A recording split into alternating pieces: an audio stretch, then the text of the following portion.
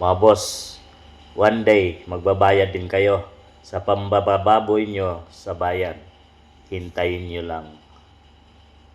Mga boss, sino ang gustong makita na mangyari at dumating na ang panahon na yon mga boss? Sa ngayon, mayroon pa silang natitirang mahigit na 2 taon at talagang sinasamantala at sinasagad na nila mga boss. Gusto talaga nila na manatili sa kapangyarihan, or kung bumababan si PBBM ay kaalyado niya yung papalit mga boss. Dahil ang kinakatakutan nila ay balang araw na sisingilin sila sa mga pinaggagawa nila sa bayan mga boss. Ang paglustay nila sa pera ng taong bayan, trillions mga boss, na hindi ginamit para sa mga proyekto at para sa mamamayang Pilipino, bagkos pinaghati-hatian nila ang buwis at pera ng taong bayan.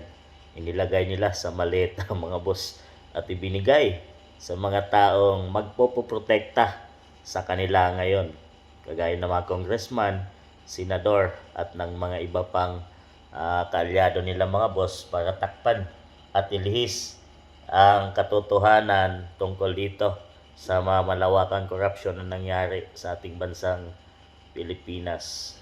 Pero mga boss, di natutulog ang Diyos dahil sa sobra na sa inyong pagkamkam sa pera ng taong bayan.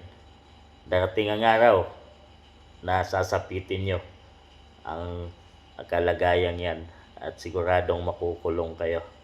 Hindi man ngayon, talagang sulitin nyo na ang pera at ng taong bayan at talagang ubusin nyo na, dahil darating din ang araw na magbabayad kayo sa pinagagawa nyo.